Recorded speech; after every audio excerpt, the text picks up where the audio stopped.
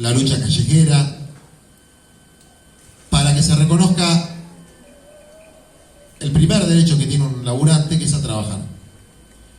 En las persecuciones que sufrieron los cartoneros en la ciudad de Buenos Aires y en otras ciudades de la Argentina, o los vendedores ambulantes, los manteros, incluso en las persecuciones que sufrían los pequeños talleres textiles, que estaban en condiciones paupérrimas, desde luego, pero que las víctimas eran revictimizadas y culpabilizadas de su propia situación, en las actividades solidarias de las ollas comunitarias. Y se obtuvo una ley, que es la ley del salario social complementario, que implica que, conforme a nuestra teoría, que los compañeros se hacen un ingreso en su actividad, pero que ese ingreso no alcanza para equipararlo con un salario del sector privado por múltiples motivos. Y uno de los motivos que le voy a decir por ahí a los que están organizados en cooperativa les suena feo, pero me parece que es un fundamento absolutamente necesario para orientar correctamente las luchas, que es que nuestras tareas, desde el punto de vista estrictamente mercantil, son infraproductivas. Nosotros no tenemos ni los medios de producción ni el capital financiero para competir en términos de productividad con el sector privado desarrollado. Plantear eso es una fantasía que nos lleva a derrotas tácticas y estratégicas. Querer ser José Productividad, querer ser asimilable a una empresa capitalista en términos de ritmos de trabajo y en rentabilidad, no solamente es un falso objetivo, sino que es imposible. Y esa productividad nosotros la tenemos que buscar en cosas alternativas, productividades alternativas, que es la productividad ambiental, es decir, en general las tareas de economía popular no tienen impactos, o como le llaman, externalidades negativas en el ambiente, son como mínimo neutros, en algunos casos son favorables, como el de la pequeña agricultura o el reciclado, y tienen un impacto social, cultural, humano muy profundo, porque, y yo esto lo he medido mucho en mis compañeros y compañeras, el que está laburando en el marco de un proceso comunitario por ahí no gana todo lo que tiene que ganar, pero es claramente más feliz que alguien que está bajo el yugo de una situación de explotación. Desde luego, cuando cobras el 10% de lo que cobrarías en el sector privado, es inviable, pero si cobras el 80%, el 85%, aunque cobres un poquito menos, sos más feliz. Entonces hay otra productividad alternativa. Lo del salario social complementario tiene que ver con la sustentabilidad y la masividad de estas nuevas formas de trabajo y la posibilidad de convertirlas de forma de mera subsistencia y formas individuales en comunitarias. Y eso requiere plata, no se hace con voluntarismo. La voluntad y el trabajo voluntario es esencial e implica lo que el Che Guevara llamaba el incentivo moral. Y el incentivo moral es fundamental y es un cambio cultural al que tenemos que aspirar, pero hoy no es lo que rige nuestra sociedad. La gente necesita tener un salario que mínimamente le permita garantizar su subsistencia y alguna cosa más. Y los servicios, la luz, el gas, la electricidad, la maquinaria, la infraestructura de los procesos productivos populares requieren plata. Y esa plata hay que sacarla del proceso de redistribución de la riqueza. No hay que tener miedo a exigir que las actividades comunitarias, populares, autogestivas, sean financiadas por lo menos en un 50% de su costo. Y eso implica el ingreso directo del compañero y la compañera, que es este salario social complementario, y eso implica maquinaria, infraestructura, etcétera, etcétera, materias primas.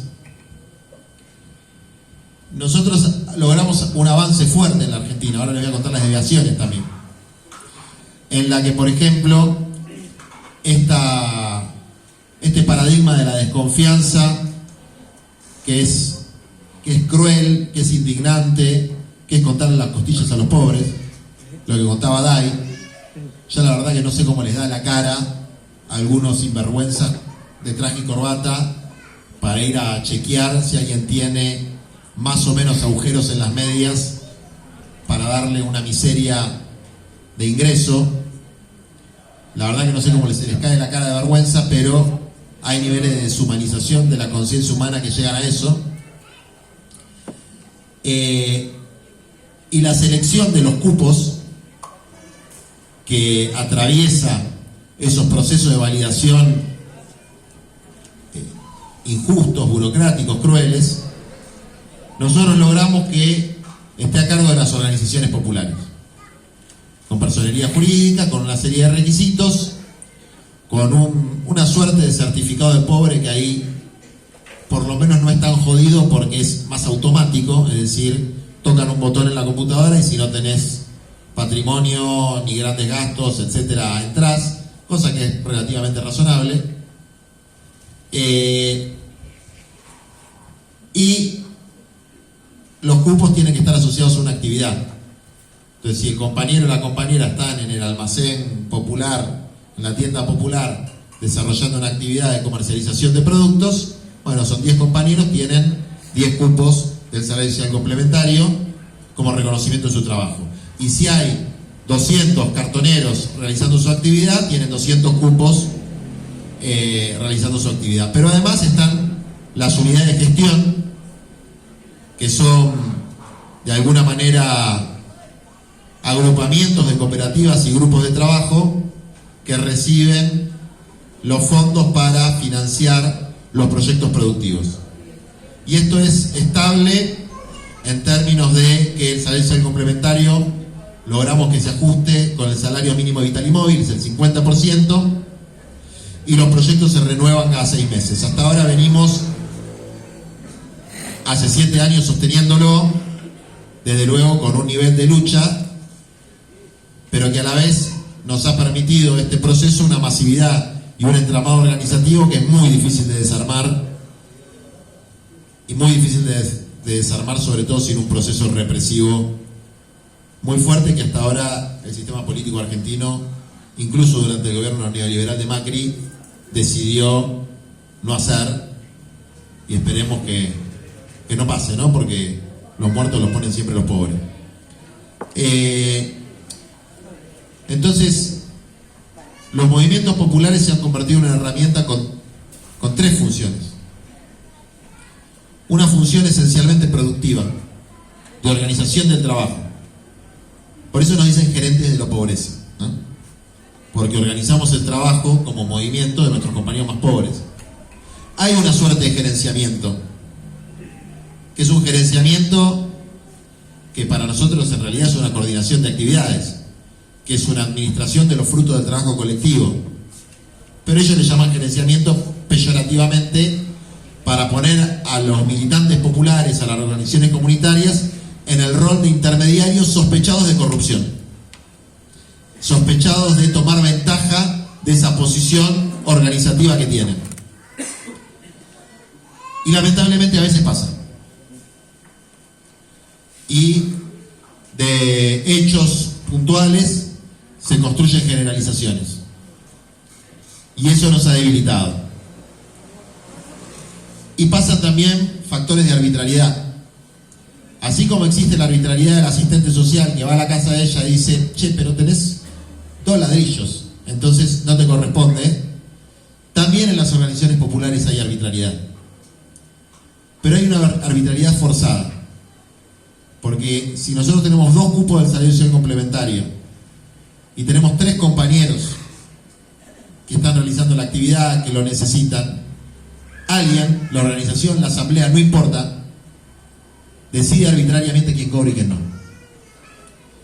Porque frente a 3 necesidades similares, dejar uno afuera es una decisión inevitablemente arbitraria. Por eso nuestra pelea es por la universalización de este sistema. Y nosotros, haciendo cuentas, nos damos cuenta que la universalización de este sistema, que rompería con cualquier arbitrariedad, porque hay para cualquiera, entonces nadie tiene que estar en una organización en particular que le garantice un cupo, porque obviamente la ampliación de los cupos está toda en función de la capacidad de movilización que hay, en función de la capacidad de lucha que hay, y en algunos casos de acuerdos políticos, pero en general tiene más que ver con la capacidad de movilización callejera. Es decir, cada vez que hay cierre de cupos se moviliza y se consigue algún cupo más.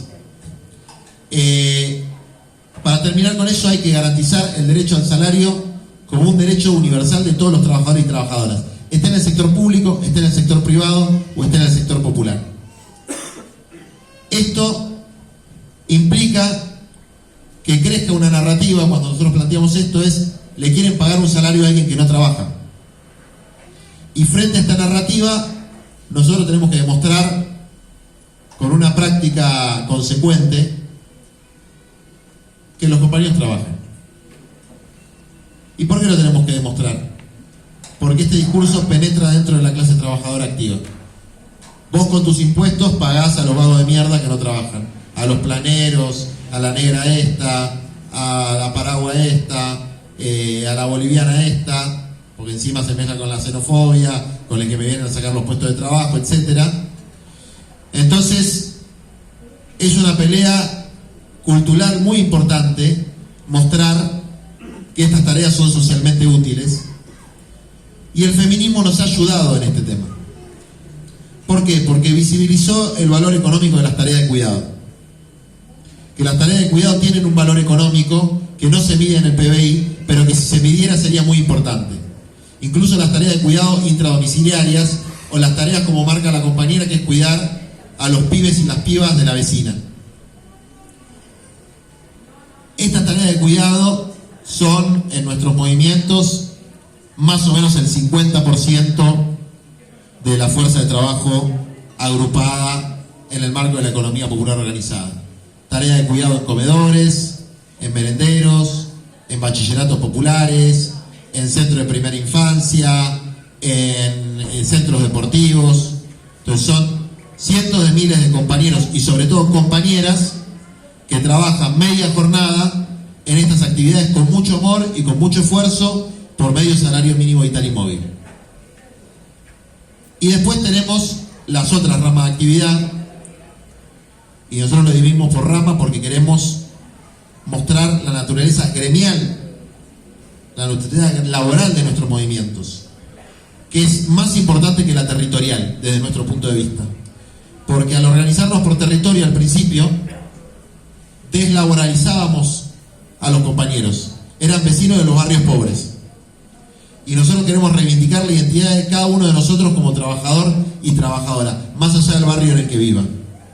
Entonces organizamos primero la rama de los cartoneros y los recicladores, después organizamos una rama muy fuerte de trabajadores de la costura, de la indumentaria, mal llamados textiles, pero que son cientos y cientos y miles de compañeros que están en la más absoluta informalidad, a veces trabajando para grandes marcas.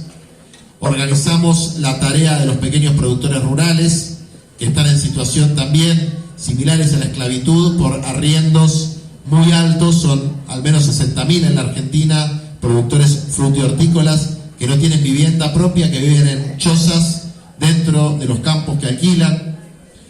Organizamos tareas sociocomunitarias que ya les comenté, pero también con un esquema de prevención y recuperación de las adicciones, con los que ya construimos casas convivenciales comunitarias, donde van miles de pibes y pibas a recuperarse de la esclavitud que significa las adicciones a las drogas duras y a las drogas baratas, digamos, ¿no? Como la pasta, que es nuestro Paco. Refugios para pibas y pibes que están en situación de calle o de violencia de género.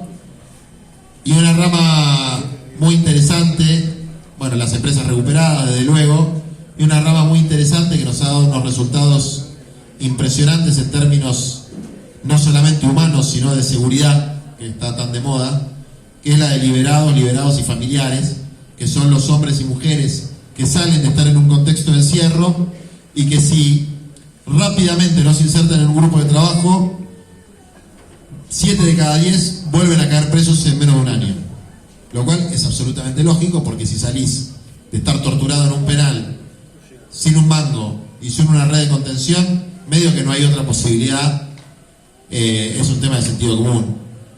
Y no lo digo como una cosa tampoco de romantizar ni justificar, porque es otro de los apelativos que nos dan, ¿no? Que nosotros defendemos chorro, o que defendemos la delincuencia. Nosotros defendemos al ser humano, en cualquiera de sus circunstancias. Y sabemos que los que sufren la delincuencia, la violencia y el narco es nuestra gente, son nuestros compañeros de las barriadas. Y no queremos que eso pase. Pero para terminar con eso, jugar la de monstruo fascista no resuelve nada. No resuelve los problemas de violencia y en muchos casos los empeora, ¿no? Entonces, básicamente, para cerrar un poco esta parte de la intervención, transmitirle esta experiencia a nuestros compañeros de las organizaciones comunitarias autogestivas. No van a poder salir del voluntarismo, que es muy importante, ¿eh? Toda militancia empezó con voluntarismo, y de la pequeña escala, si no le arrancan al Estado, que en definitiva es arrancarle a la burguesía las transnacionales, porque el Estado la plata no la inventa, la recauda. Si no le arrancan al Estado políticas públicas masivas de organización de procesos de economía popular. Y eso solamente se puede hacer cuando se pone en jaque la falsa paz social. Es decir, cuando se pone en jaque la estabilidad de los negocios de los sectores de poder económico. Cada geografía, cada sector, cada compañero tendrá que elaborar su táctica, su estrategia para hacerlo. Pero no hay salida si no va por ahí. No se pueden sostener los emprendimientos, cierran como la bloquera. Nosotros nos cansamos de hacer bloqueras. Vos me decís bloquera y yo me vienen recuerdos de horas y horas haciendo bloques y pasándola mal para no vender bloques. Bueno, no funciona. Y no es triste, es la realidad. Porque la bloquera funciona, ¿sabes? Cuando te pagan la mitad del salario, cuando podés acopiar, cuando tenés los materiales, cuando, si no hay circuito de comercialización, los podés regalar porque tenés cubiertas las cosas, y te dicen, bueno, pero entonces no sos competitivo, no sos eficiente, esto no es una unidad productiva. ¿Y a vos quién te dijo que la productividad es aplastarle la cabeza al lado? Hay otra forma de productividad.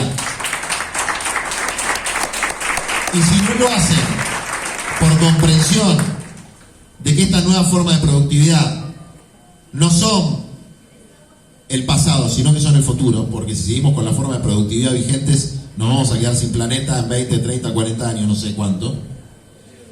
Por lo menos que lo hagan por el miedo que va a desencadenar el aluvión de excluidos que genera el proceso de exclusión.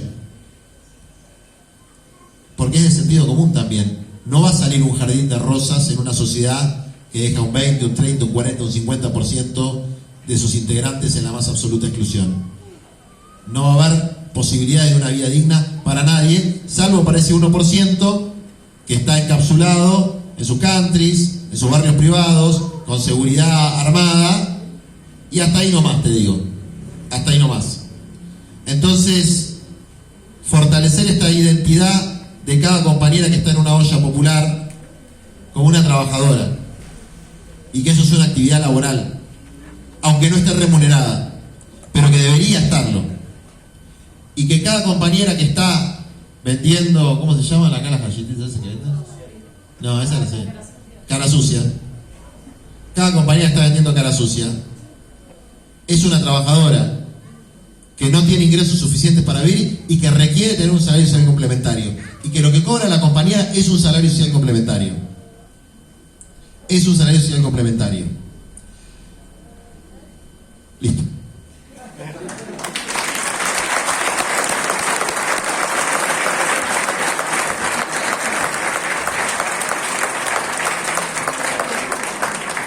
Bueno, capaz que para terminar este alegato alegato, después Sebastián acotará algo. Y bueno, queda acompañado de este primer alegato vago, si sigo con lo del MIDES, porque, bueno, parte de la precarización, y me parece que está bien, porque decirle plan social, decirle MIDES, es también estigmatizar, de alguna manera, es precarizarnos como personas, es que nos culpan o nos ningunean o nos quieren hacer sentir culpables a la más luchona de por qué tenemos hijos y no le podemos dar de comer. O por qué no tenés uno, o por qué tenés dos, o por qué tenés tres. Yo quiero tener los hijos que yo quiero tener. Lo que tengo que tener es el derecho de darles a comer. Si en última instancia mis hijos son mi única propiedad privada. Es lo que tengo, es a lo que me puedo aferrar. Pues no tengo otra cosa. Entonces atentan contra eso, contra la familia también, contra el procrear libremente. Y después, los hijos son míos hasta cierto tiempo, ¿no? Porque ellos crecen, se van, pero además te los terminan arrebatando también. Bueno, con esta desigualdad, y yo qué sé, si mi hijo mañana me sale chorro. No sé para dónde va a salir, dependiendo de lo que yo lo eduque, no sé para dónde va a ir. Y bueno, cuando te roban a los pibes de esta manera, también con esta política de consumir, de quiero más de lo que tengo, también te lo están pegando, te lo están manipulando y nos están manipulando por la tele también. Mi heladera está bien, pero necesito otra. ¿Por qué? Porque es la última moda. Y eso es violencia también, pues siempre hablamos de la violencia, de cómo hablo, cómo digo las cosas. No, eso también es violento y es lo que estamos consumiendo todos los días. Y esos pibes, porque adentro de la cárcel hay consumidores de pasta base, también hay consumidores de este sistema y de lo que uno quiere tener y lo que uno hace para tener eso. Y está relacionado con lo que vos decías, sí, después los pibes salen, ¿y a dónde te van? Si queda una mancha ahí en el currículum, estuvo preso. Estuvimos laburando en la cárcel de Punta de Rieles, donde atrás está la otra versión que parece Guantánamo, es como cárcel modelo, cárcel mierda, PPP. Estuvimos ahí laburando con los presos, creamos la columna La Fraternidad y el problema que tenían era ese. Bueno, yo acá estudié, aprendí un montón de cosas, no quiero salir a robar, ¿qué hago cuando salgo? Y el problema más recurrente que tiene es la vivienda. ¿A dónde voy? Si con mi madre no puedo ir. Ya estuve preso, nadie me va a dar una mano, no consigo laburo. Entonces estuvieron ahí pateando, creo que hasta el día de hoy están pateando para crear una cooperativa de vivienda para el privado en libertad. Y bueno, por acá voy a terminar, capaz que Seba querés apoyar parte de este alegato. Bueno, sí, varias reflexiones nos dejaste, Juan. Primero, para entender esto del salario básico, Marcos Galparín no lo va a cobrar ese, ¿no? Sería solo